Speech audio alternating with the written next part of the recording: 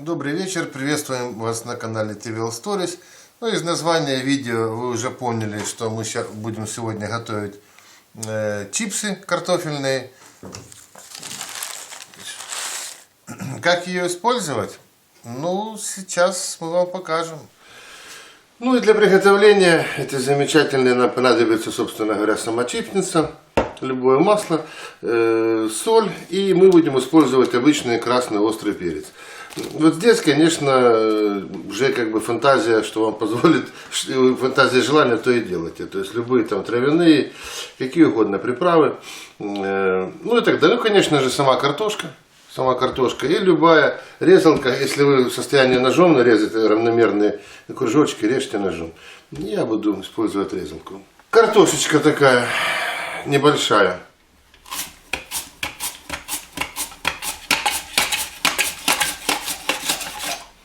Под ноль. Все в дело. Что у нас вышло? Давайте поглядим.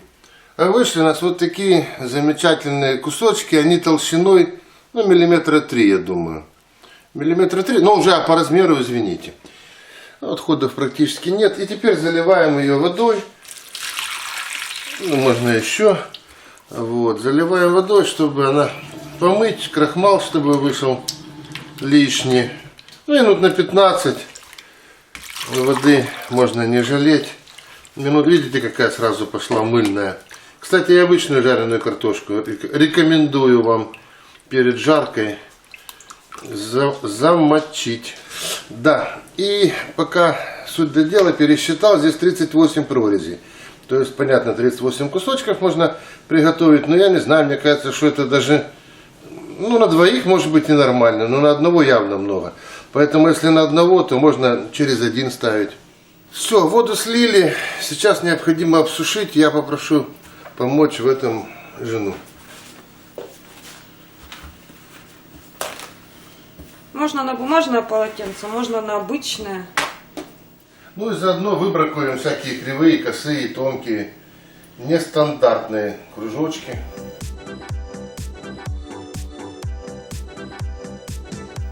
Далее нальем маслечко. Сюда будем обмакивать и устанавливать форму. Вот. Я буду ставить, наверное, через одну.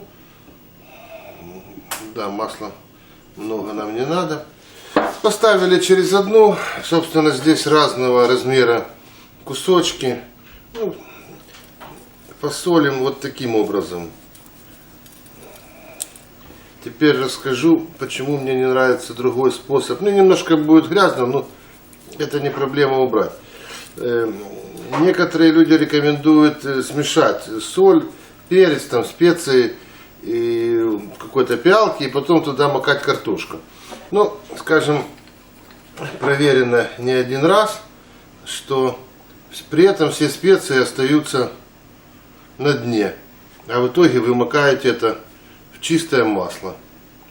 Все это ставим в микроволновку, уже экспериментальным путем. Опять-таки зависит от толщины картошки, насколько ломтики у вас получились. Пробуем. Красота в микроволновке. Закрываем.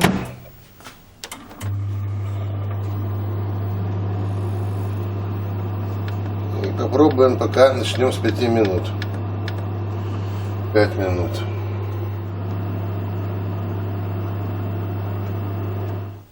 Ну вот я тормознул чуть раньше, это минуты 3 прошло. Что могу сказать? Ну, во-первых, вся микроволновка в потеках воды, то есть пар был такой, конденсат приличный. Во-вторых, ну, конечно, надо делать их меньше по размерам.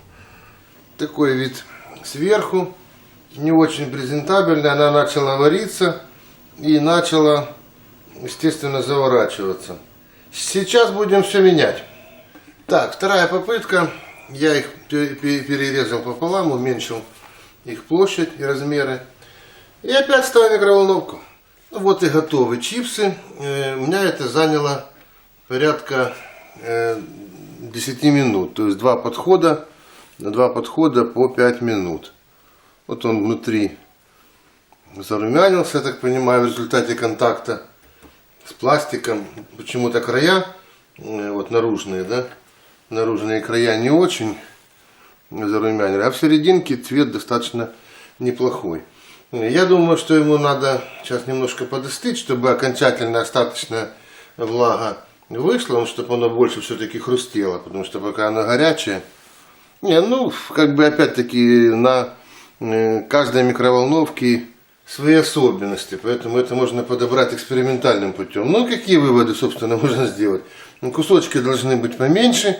Я делал, у меня получилось так, 2 подхода, я думаю, что и так и надо делать, потому что вся микроволновка внутри заполняется паром, по стенкам течет, поэтому приоткрыть, проветрить и еще поставить. Ну, в общем, 2 раза по 5 минут, я так думаю. Ну, а невкусно это быть не может.